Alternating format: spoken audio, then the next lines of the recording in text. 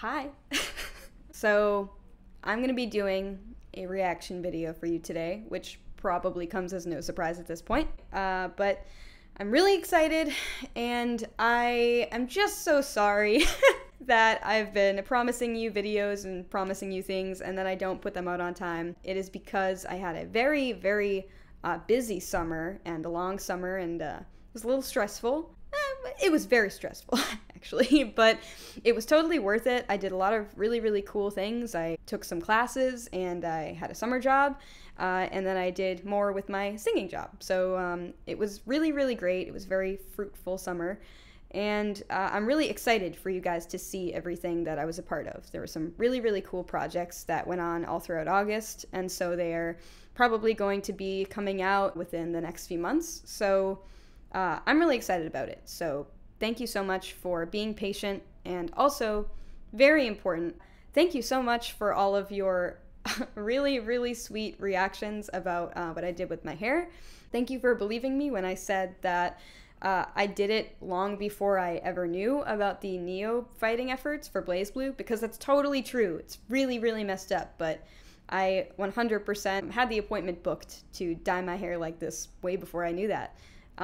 But I really wasn't sure how people were going to feel about it, but I love it, and I'm very happy with it. It's something I've always wanted to do, and apparently you guys love it too, so it makes me very, very happy to see all of your awesome reactions and your fan art too. Like, I promise you, tears in my eyes every time I see something. So, today I'm reacting to Unicorn of Wars Volume 6 soundtrack reaction. So I know this is super long overdue. So I've been watching Thomas's content for probably like a year now, and he's just fucking hilarious. I really, really love him. I really appreciate all of his honest opinions about RWBY itself, and about the music and just everything. He's a really, really good content creator and a fabulous member of the community. So I can't wait to watch his commentary and his reaction. Let's get into it. Also, if you noticed, I now have a microphone to record with, which I've had, but, I'm a slacker.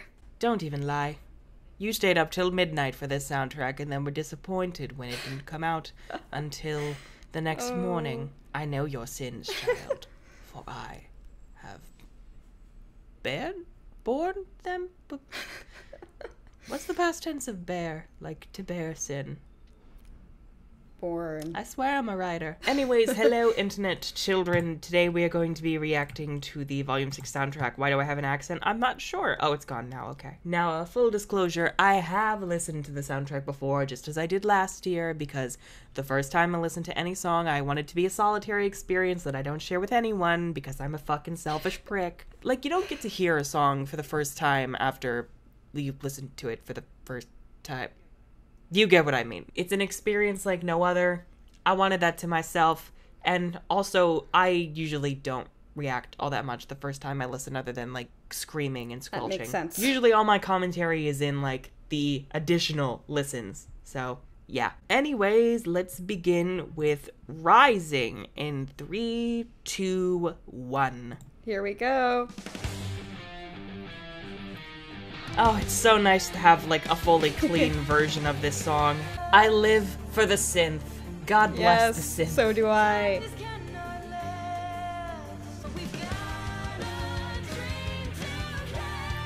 And we cannot wait. I had to. I have to give it a few more listens through, but it might actually be my favorite song now, because my favorite has always been Let's Just Live. Rising is basically like if Triumph and Let's Just Live had a baby, with like a touch of This Will Be the Day, I feel.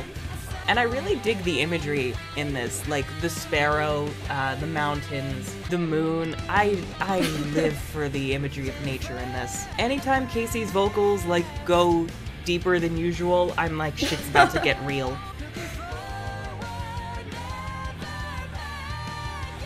Keep moving forward. God bless this song. In the face of pure darkness and annihilation, we will remain optimistic. It's all RWBY's about, man. Born the way we're meant to be. It's almost as if RWBY says gay rights. And obligatory guitar solo that, like, God bless. Yes. Infinite in distance and unbound by death. Oh, God. Caught that. I love this intro so much. It fits the volume fucking perfectly, and I love it. I'm honestly surprised the chorus only repeats twice, but I'm kind of happy about that. Because with Triumph, the chorus repeated like 3 times, and by the 3rd time I was like, I'm tapped out. I'm not sure if that's my favorite intro now. I'll have to listen to Let's Just Live and like think of how I feel about the two, but Fair. as a whole, that's probably one of my favorites from this soundtrack. I knew it was probably going to be one of my favorites from the first time I listened to it. I love the melody. Whenever it plays in the score, I get really choked up. I love the message. Oh. I love the imagery. I love that synth. That synth is yes. Yeah, not much to say about Rising, other than like, it's very impressive, and yes. I just want to say, I just love him. He's so great. And you know, you don't have to listen to the entire song during these videos. Like, that's a lot. It's a lot to film. I appreciate when Arnold does it, but also, like, when I see the 2-hour-long video, I'm like, oh my god, you know? But then I still watch all of it anyways. Yeah, Rising has definitely become one of my favorites. The imagery in the lyrics is definitely one of my favorite cool little paths that I've seen my dad go down, and I think that it just worked so well and so beautifully, and the bridge is just really cool. Like, every time that a new song comes and my dad writes a bridge for it, he just manages to knock it out of the park and surprise me every single time, regardless of how he feels. I think we are on A Miracle next. 3, 2, 1, play. Now, originally, I wasn't that excited for this song because we already heard most of it in the show, but it's nice having a clean version of it, and I love the bits at the end that they added on to this. And this is like the perfect way to start off Volume 6, because Volume 5 we had a Triumph, and now it feels like we're going backwards. Specifically that line, like, our triumphs haven't mattered. Like, I did not have a fun weekend, and let me just say, Miracle is one of the things that, like, help me through it, because I think everybody has felt like that. Like, no matter what successes you've had, like, at some point you're gonna hit a low point. Like, none of it mattered. But, you know, you gotta keep your head up and keep going. That's what I'm talking about. Positivity. Made of lies. Gee, I wonder who we could be talking about. Professor possessing a 14-year-old boy.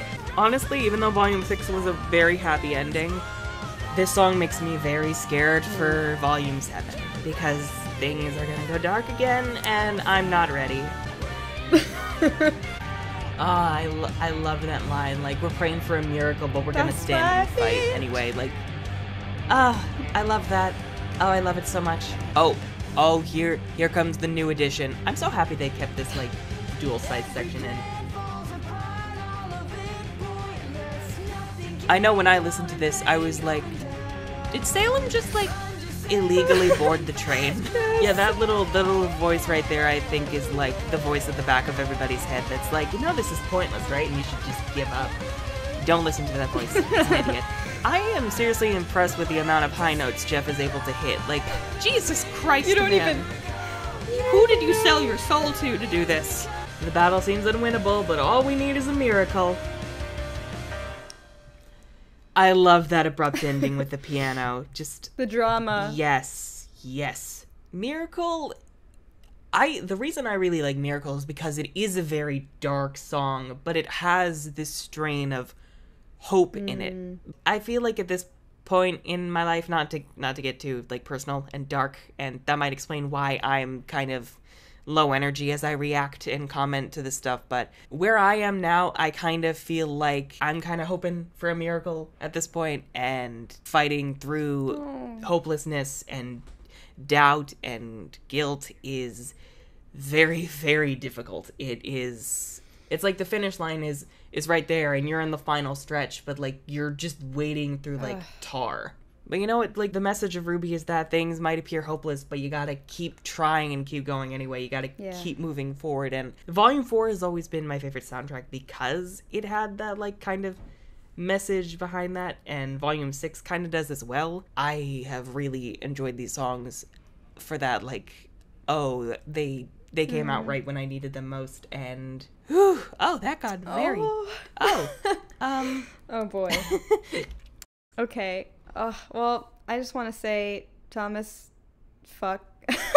I'm really sorry about whatever you've been going through, and I really hope that things have looked up since this video was posted.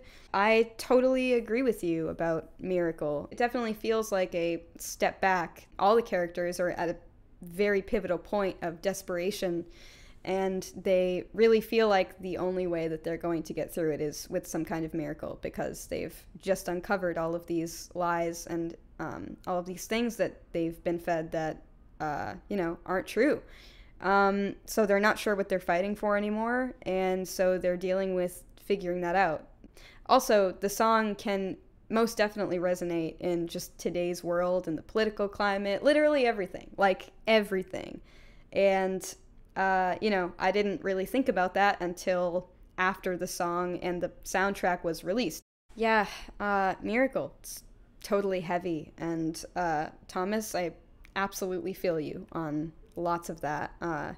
Guilt is really hard, and I've hit plenty of low points where I really feel like either A, I need to quit, or B, I just don't know where to go. I don't know what to do. And not gonna lie, sometimes a RWBY song will come on my shuffle, and I will be in a puddle of tears, feeling like my dad is talking to me, even though it's for the show, and he's talking to many people. There is a lot of wisdom in a lot of these songs. Because my own dad wrote it, it definitely hits me a lot of the time.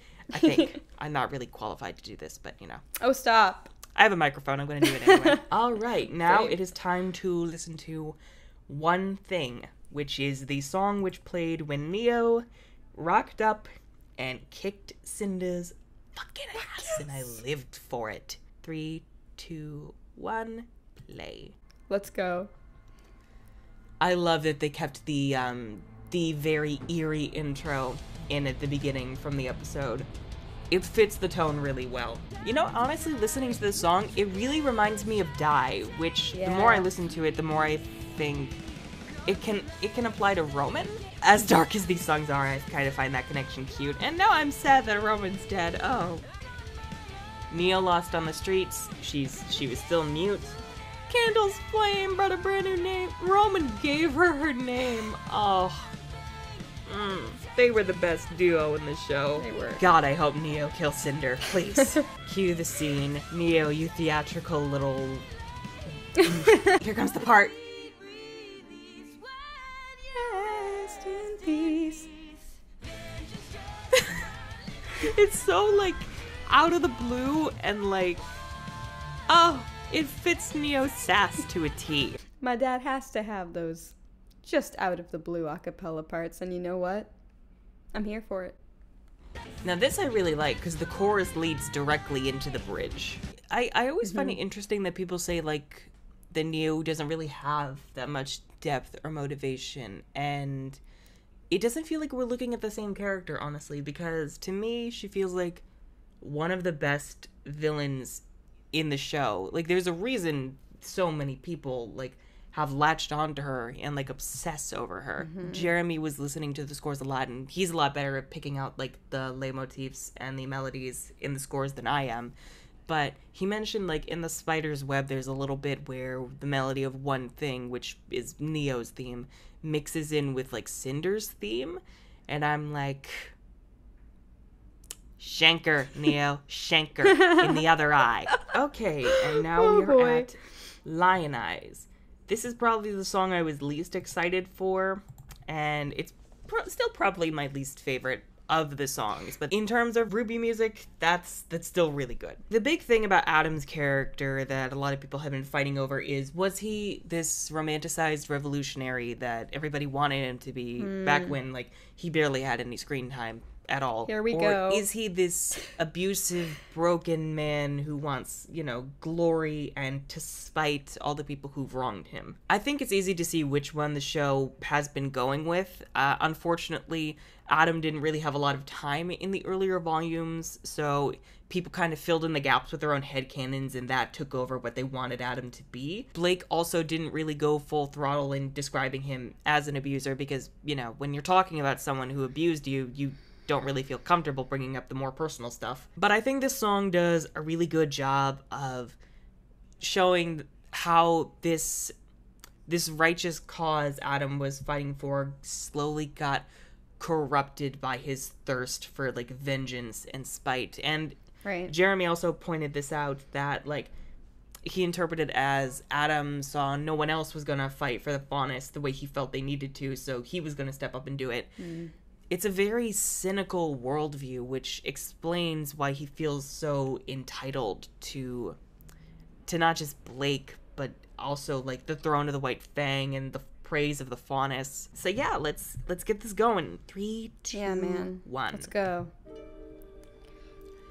I love this slow intro. Okay, hold on. I just realized I didn't say anything after one thing. One thing definitely does unveil a lot about Neo, and I think it is a very cool song. It totally does remind me of Die as well. I'm glad that he pointed that out. As much as there are a lot of controversies that can be touched upon within these songs, or, because of some of these songs, I think it can be very hard for some people not to take these things very personally and not to take these songs as, 100% canon, and I totally understand that. But just know that they are written with the utmost love and respect for the characters. And I also do think Lionize is actually one of my favorites because it does such a good job of showing the decline of Adam's mental state and really just how crazy violent he gets in not only just his obviously physical manner, but in his just overall worldview and mentality. And I'm glad that Thomas said that. Without further ado, let's listen to this.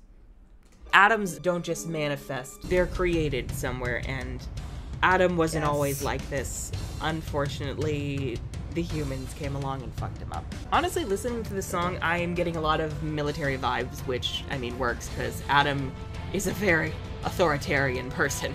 And also, just thank you, Flint of Ruby, for getting these lyrics out, because this song is the hardest to understand. He doesn't want equality, as Blake said. He wants vengeance. And I think his pursuit of glory, it's not a conscious thing. That's a subconscious thing that he developed over time, probably, because he spent most of his life taunted and tortured, as he said, belittled and demonized and fucking branded across his face. Of course he's gonna want to be celebrated as a hero. Yeah. Does that mean he actually cares about the plights of the Faunus, in reality, and, the nuance that comes with that? No, because that doesn't fit into his simplified narrative of I'm the hero freeing my people from the bad humans, while also killing all the Faunus who get in my way.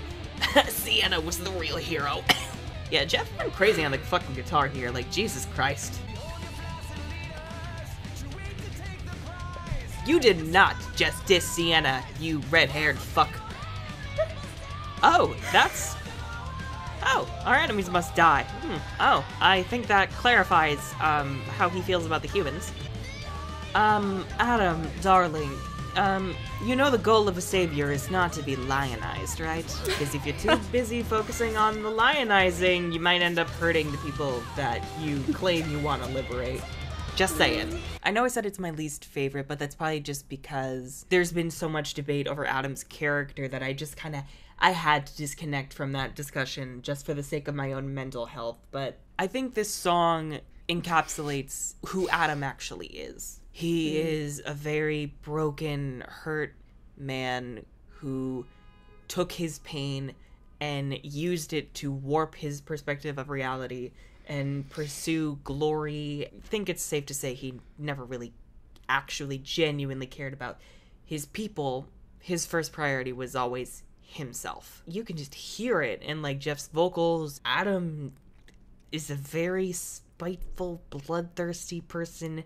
He is not well in the head. Back in the Black trailer, Adam's like first real lines, aside from "Yo Blake, get your ass in gear, we gotta go. Fuck the passengers and the crew members on this train, we're gonna blow it up." He was always like this. It's just we saw so little of him that people filled in the gaps with their own headcanons, and I think in Volume 6 is really the time where we saw the most of Adam. He wasn't in Volume 4.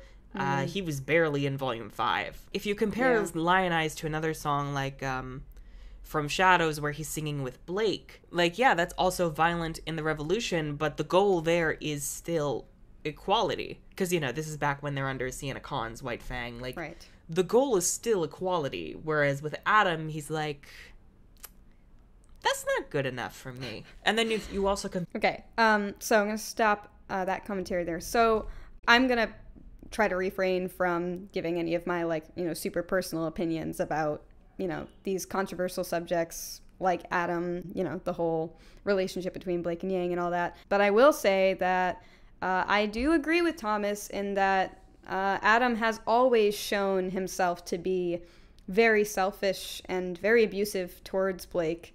He's always been a very sad, broken character, and you just kind of had to wait until that end of Volume 6 to see why, you know, what was the reasoning behind his disdain and just his, like, loathing of the human race. And when you find out he's been branded across his goddamn face, it's crazy. It is absolutely insane. I think that Adam's character, it was a very, very sad thing to watch him go through, but clearly he was never going to stop until Blake was dead, or, you know, and or all of Blake's loved ones were dead. He chopped off Yang's arm! Fuck! So, you know, that's a pretty big deal. Whatever, I've said my piece on it. I love Lion Eyes. I think there's so much intricacy within it, musically as well, that just made it one of my, you know, top 3 favorites on the soundtrack, because I was just so wowed by all of the steps that my dad took just further and further just to really embody musically that insanity and chaos that was within Adam's mind. So I'm a fan. Also, how does he hit all those high notes? Like, I don't know, man, okay? He tells me his secret is not giving a fuck, which I can actually sort of understand. But regardless, wow. The fun song that is littered with music boxes and fairy tale references, and I love it. That's one right, of my favorites. Big Metal Shoe. 3, 2, 1, play. I love that they start off with the music box. I don't know why, but I do. And I just like to imagine the Colossus just stepping on the music box right there. I stan the number of fairy tale references and allusions there are in this song. I live for how anti-authoritarian this song is. Like, what other song would be perfect for, like, you know, crossing the border illegally with your drunk uncle and your bisexual sister and her bisexual cat girlfriend? Yeah, I'm gonna need the official lyrics to this soon, because I can get most of the lyrics, but there are little bits and pieces here and there that I can't fully understand. Somehow I understand more of what Lamar's saying than Jeff. Who doubted that the Lamar rap was gonna be in Big Metal Shoe? Like, honestly. I swear to God, it's like Lamar tries to get faster with every single rap he does. And of course, as I listen to that song, my foot goes numb. For the record, I don't have a Big Metal Shoe, but it's really nice after all the dark songs that we've had to have one that's just so much fun to listen to. Yeah, okay, I just want to say Big Metal Shoe ended up being also in, like, my top 3 favorites. It was so fun. Oh god. The amount of fairy tale references that my dad and Lamar were able to fit in that one, 2.5 minute song, not even, mind-blowing.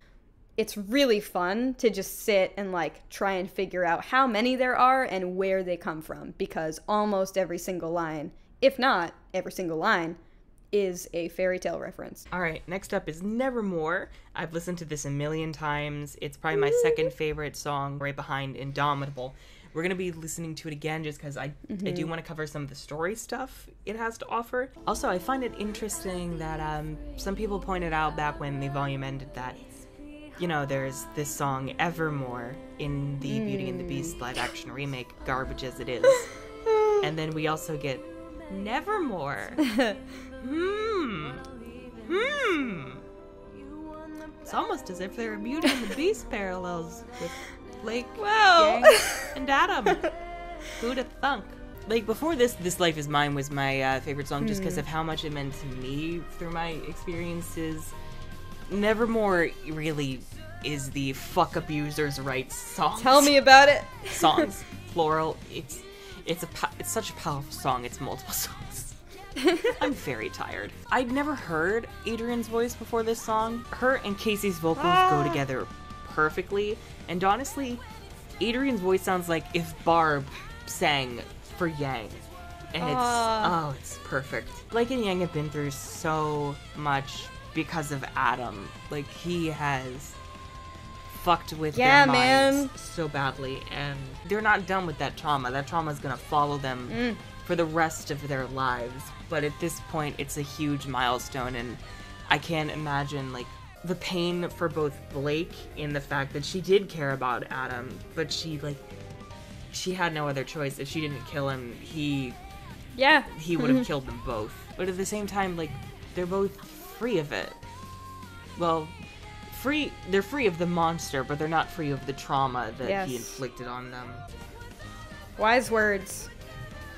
Yeah, see, there it is. Like, Adam promised liberation and equality, but he didn't really care about those things. He cared about the power he would secure. I really like that that it switches between Adrian and Casey based on whether it's Blake or Yang singing. It doesn't seem to be like that through the whole song, but I do like that touch. This isn't a good thing that we defeated Adam because it's a tragedy a person like him was created to begin with. Like, we don't take pleasure in the fact we had to kill him. We just pity him, honestly. And the thing about Adam is that Adam's creation is because of the plight of the faunus that they've gone through. Like, at the hands of the governments, at the hands of the Schnee Dust Company. Right. Like, Atoms don't just appear from nowhere. They're created by something. That is a great song. My favorite credit song. Just...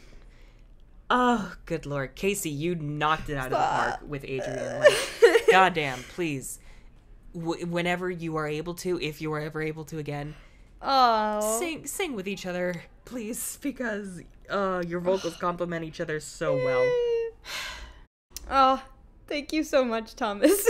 You're just such a sweetheart. I'm so glad that we were finally able to get Adrian onto a song, and it felt like it was so fitting, and that it wasn't rushed, and that it was such a perfect feature for her to be on. And it is really powerful. You know, there have been people that have, turned away from the song or not wanted to like or even be open to liking the song because they're such big Adam fans and they hated seeing his death. But that bridge is very important. They are not happy with this. I mean, they really are, just as Thomas said. They have to deal with this trauma for the rest of their lives. They've never killed any other human beings on purpose. This is the first time that that's happened in this show. It is very, very important and ridiculously traumatic. You know, with Yang's PTSD and Blake's as well, they have a lot to get through together. But they did defeat the demon that they needed to. And by the way, yes, Adrian could not have represented that better. And I absolutely plan on singing with her again. She is wonderful, and she almost always has accompanied us on our RWBY concerts. So yeah, you can probably expect to see more from her and us. No promises, but thank you.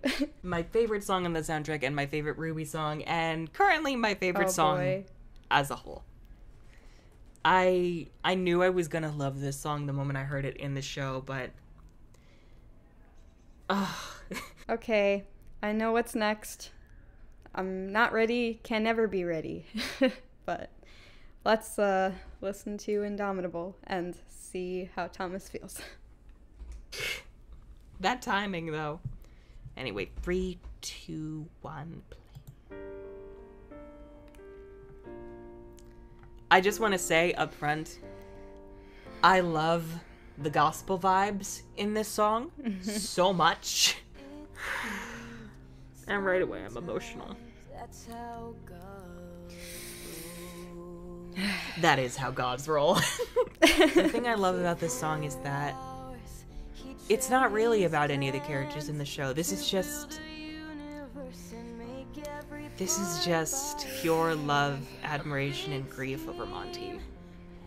And honestly, we needed this desperately now more than ever, because the divide in the fandom it's bigger than it's ever been before, and to see Monty used as a weapon against his own friends, it hurts. And I know it's still continued after the soundtrack drops, but I love this song so much. I just miss Monty so much. Like, there are always people whose brains you want to pick and you want to get to know, and like what I would do to like have just a conversation with Monty, just not even to like pick his brain or anything, just because I want to know what he was like. Like fashion from a stain, like the remnant map was made from the ketchup stain. Like, to me, this is clearly all about, like, the universe of RWBY that he created with Miles and Carrie. And here it's like Casey's kind of a stand-in for, like, not only Miles and Carrie, but, like, everybody, Rooster Teeth who misses him. And it's like, when he's gone, you have to carry on the torch without him, and it's... The fandom has not made that easy, definitely not. I love this line. The goal's not to live forever. It's to create something that does. As a creative, I feel that in my fucking soul, because even when you're gone, your work remains to touch the hearts of so many more people. We don't have time to lie down and cry. We have to keep going. Oh, I'll meet you there. Oh. Unbound by death. Oh, this song. Oh, God. It was unfair. It was so unfair to lose him. We know what Monty wanted. And RWBY and Miles and Carrie are doing their goddamn best. And we needed this song. We needed this song so badly. With all the controversies after the end of Volume 6, and now with the Glassdoor stuff, like, I'm gonna be covering that later this month, hopefully. But, like, to touch on the Glassdoor thing, this is a little tangential, but I feel like it's still kind of relevant to, like, the thing. Thank you for bearing with me. I forgot I was gonna have to listen to that again. I don't listen to that song very much because it's really hard to listen to, but it is one of my favorites. It was really hard to sing. It was really hard. It was really hard to record, and I know people might want to hear that live at some point, but it's gonna take a long time to be able to perform that one. I'm so glad that Thomas feels the way that he does about it, because I wasn't expecting my dad to make the song about Monty, and I'm not sure if he was either, but he figured it out, and I think that he did what he does best, and he trusted his instincts. And he wrote an anthem for everyone, for everyone that loved him.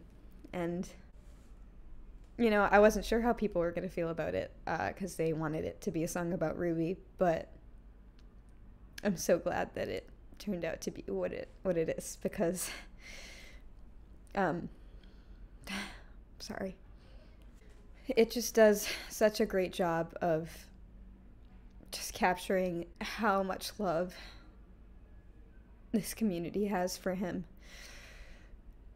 It's important to keep his memory living, you know? I mean, it's been a long time now that this show has continued on without him, and I think that it was absolutely okay to give everyone a reminder of who started this and what a beautiful mind it came from.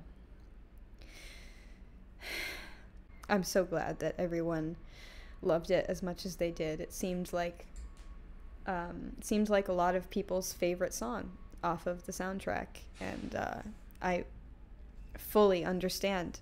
Okay, done with crying, and it's time to continue. Forever Fall. Oh boy.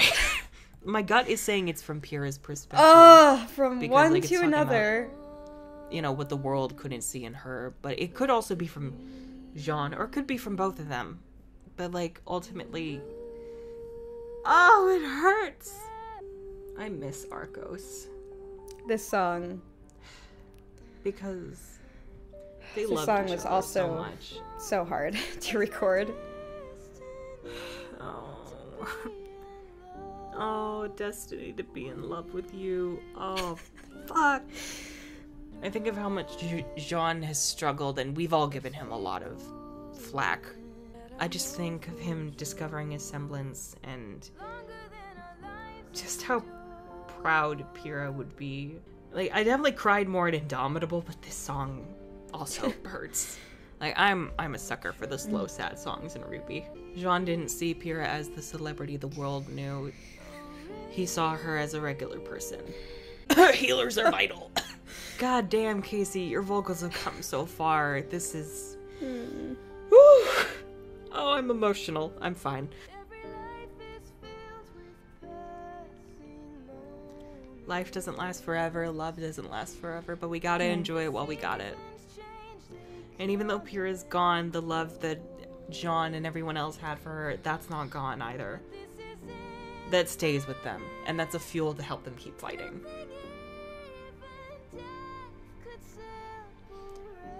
We are infinite in distance, unbound by death. We are always together.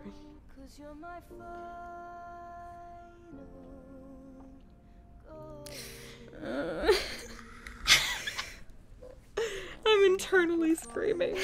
It's fine. It's fine. Like, she had to die, because if she was still alive, the show would not... It wouldn't have the impact that it does now, but... God, I miss her so much. That... Oh, my heart.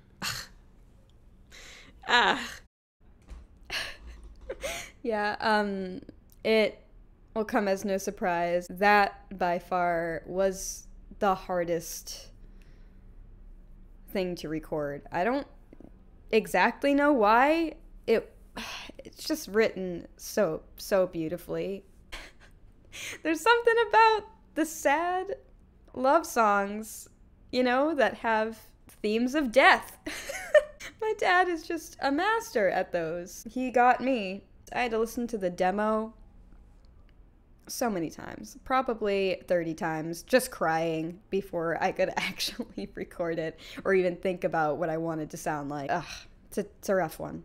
But again, thank you so much, Thomas. I'm so glad that you have enjoyed it, and I'm sorry for making you cry. All right. Tears are over, hopefully. Let's continue on. You can't see me. You can't see the tears. You can see mine. And now we are at the Armed and Ready acoustic, aka best acoustic. I need a lift up right now. Right away, when I heard the country vibes, I immediately fell in love with this. And also, is this like a low-key reference to like Yorse and Bee-Haw? Because if it is, God bless, this is perfect timing. Okay. My dad didn't even really know what Bee-Haw was. I didn't really either. I'll be totally honest. But you know what? He had this idea a while ago, was like, hey, let's do a bluegrass version of Armed and Ready. And I was like, boy, okay. And so it happened. And the Hit Points did the instrumentals for this, and they are absolutely insane, as you will hear. This was just so much fucking fun. I can't even express to you. Yeehaw. Not to mention, it also reminds me of the scores when Yang was fighting the bandits back in Volume 5. God, yeah. I need a cowboy AU where everybody's just having a barn party and Yang and Blake just square dance together. Please God, someone make that. And I like it too because you know, we never really had a country RWBY song before, and it's always nice when Jeff, you know, has a little variety in the songs that he makes. Yeah. No other song shows how far Casey has come as a vocalist than this one, because the power and the control she has in her voice, the fucking vibrato, like, goddamn girl. It is honestly kind of disturbing how well this song works as an acoustic. Like, I think we all heard acoustic and we were like, oh, it's gonna be really sad and depressing kind of, but nope. This one's very empowering. Probably because the rest of the songs, aside from Big Little Shoe, are also very sad and depressing. I mean, they have the twinge of optimism, but we need the fun songs. Honestly, it frightens me how well I can imagine Jeff and Casey with, like, southern accents at this point. Just, oh boy. Honestly, I'm happy to have an alternate to the song. I love Armed and Ready. It's just, when you listen to the same song over and over again, it loses its effect. So, the more versions of a song there are, the happier I am. God damn Casey's vocals. Oh, she's just showing off at this point, and she has every right to. Oh, it's so good. This is the last song I expected for an acoustic, and I'm so happy this exists. Like, if I do have one request for Jeff, it is to try to embrace more variety in the styles of music that he does. Because, you know, most of it is the usual, like, rock or the sad songs. More stuff like this, not country specifically. I mean, feel free if you want, but, like that take chances outside the usual formula, I would be more than happy to hear more of this kind of stuff. Oh, it's so good. Oh, I love this so much. I think this was, like, the happiest surprise on the soundtrack for me, because I had no idea. To be honest, the acoustic is always the one I'm kind of least excited for, because, you know, it's not a new song, but oh, this one is so good. Yeah, not much to say about that one other than bee-haw, motherfuckers, bee-haw. And also thank you, Jeff and Tracy. Thank you for blessing our lives.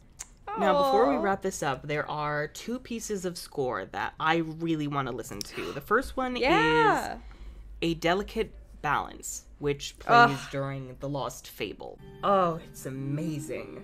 Especially Casey's hums here, like, they're so chilling. And I think I remember when these episodes came out, Casey said, like, this was the first time she wrote, I don't know if the term is melody or it's specifically leitmotif, but this is the first one she's properly wrote for like any score. Can we all give her props? She rocked this. Now, I think when Jeremy listened to this, he pointed out that it's either in this one or Our Creation, there's the melody of Rising and there's the melody of Miracle in these somewhere. I haven't been able to hear them because I kind of suck at pointing out most leitmotifs the first time around. I have to, like, really listen and actively compare the melodies so I can, like, pick them out. So, whoops. And they lived happily ever after. Except, no, they didn't, because life isn't a fairy tale. If RWBY has not taught you that at this point, I don't know what you're doing here. And who knew the common cold would ruin the world? Private healthcare, man. Oh, it's so happy. It's so happy. And then, like, the worst thing happens because Ozma didn't wash his fucking hands when he went to the bathroom. God damn it. Oh, wait, did they? Would they have, like, plumbing in, like, these ancient times with dust and magic? Why am I asking these questions? I want to know what the fuck go on. How feel? Oh Fuck you, God of Light. You're a dick. Fuck you and your Bambi antlers. Oh, I'm remembering Jello Knucklevi. Jello Knucklevi. Oh, God. Can we all take a moment to, like, appreciate the fact that Jeff and Alex specifically are really, really good with any kind of horror music, like music you would expect in your typical horror movie, like... Yeah. I mean, RWBY in general is really good with that for some reason, but, like, Oh, the music is straight out of a horror movie, and I love it. And we're just gonna bring a man to and from death, because we can do that, because we're gods, and we don't really care if we traumatize either of them. Oh, I love the score here, where all the human kingdoms are against the dragons. I swear I heard a little bit of Divide in here. I was kind of sad we didn't get, like, an acoustic of Divide, or, like, a prelude to it for Salem, but that's always a suggestion for a later season, mayhaps. And just... Appreciated. Maybe a Sage of Atlas. Just Good suggestion. And so the God of Darkness yeeted himself off the world, breaking the moon on his way out because he's just kind of a dick like that. He is. And there rests the hearts of fan theorists all around, creating complicated stories about the way that the moon broke. And it was just a petty god yeeting himself off the earth. Yes, in a delicate balance, that motif was written by me, and it was the first time that I had anything featured in a score, and it was a big deal for me. Seeing my name under the music, score part of the credits was really cool for me, and me, super emotional. I was just... I tear up. I tear up when I hear it, just because it's a little stepping stone for me, even if it's, the tiniest one.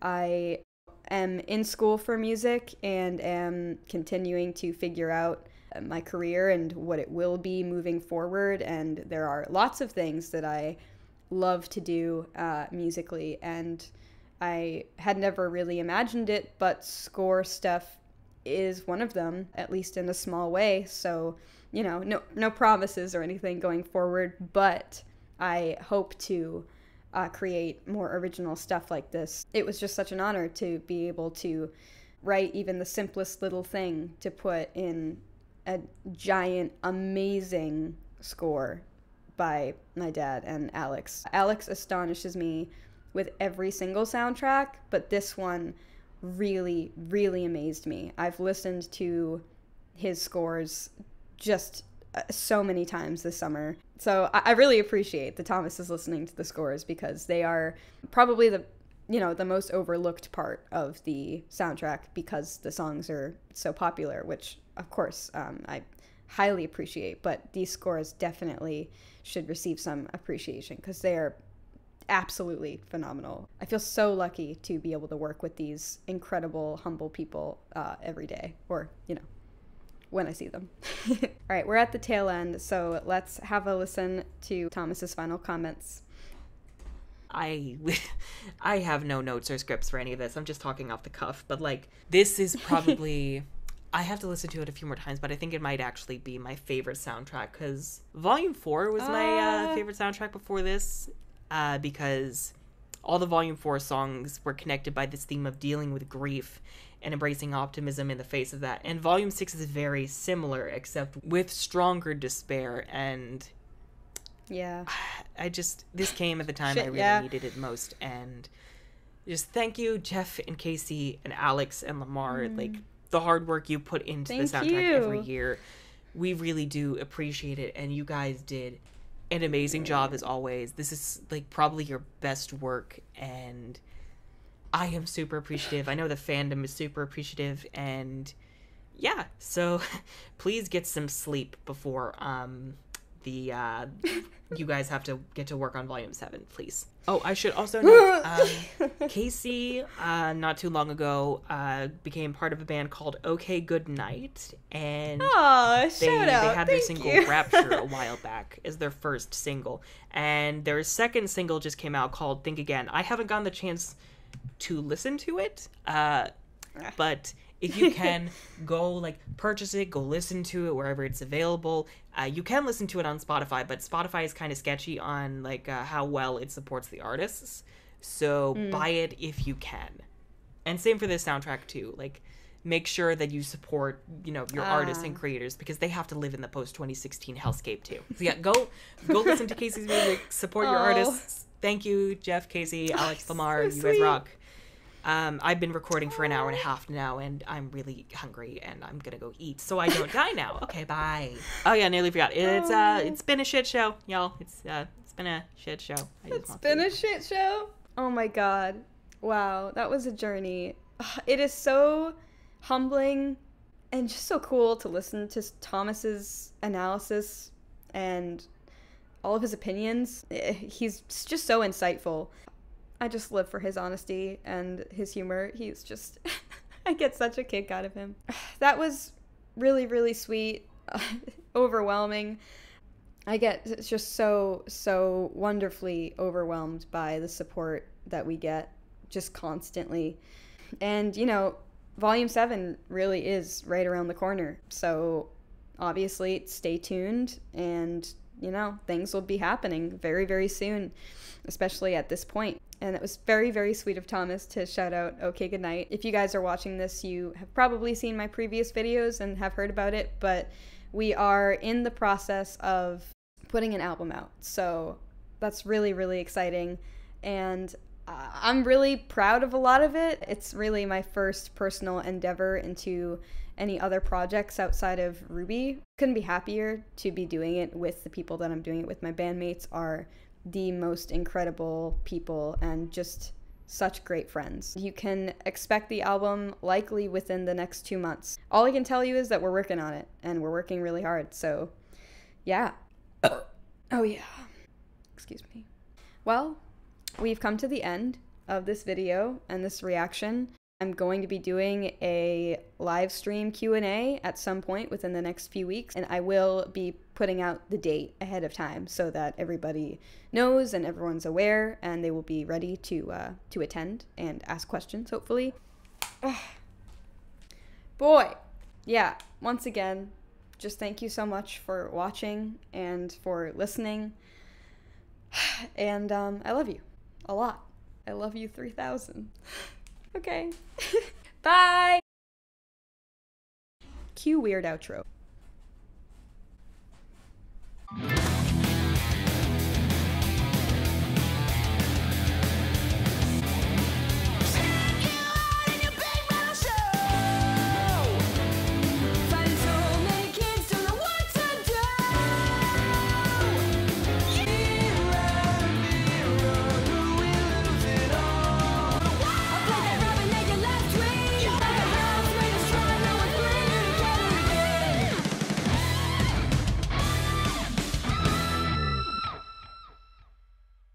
What's up?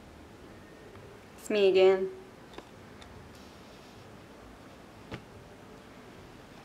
Who's that? Okay, could you please? Yeah. Those are our girls.